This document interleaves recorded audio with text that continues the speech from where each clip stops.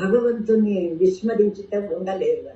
అలా విశుద్ధ భక్తులు ఈ భగవంతుడి యొక్క వైభవాన్ని తెలుసుకుని వాళ్ళు అభయం పొందుతారు. ఇంకా వాళ్ళకి ఆ భగవంతుని శరణు వేడి, భగవంతుడి యొక్క ఏదైనా ఒక వస్తువు విలువ తెలిస్తే దాన్ని మనం జాగ్రత్తగా పెట్టుకుని శ్రద్ధగా దాని మీద శ్రద్ధ వహిస్తాం.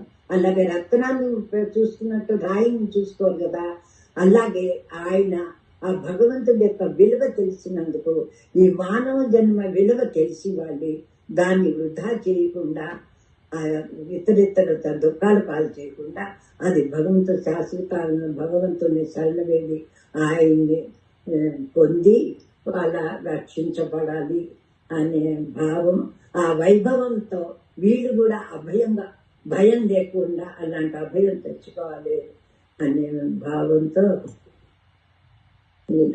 ఆ వైభవం ఈ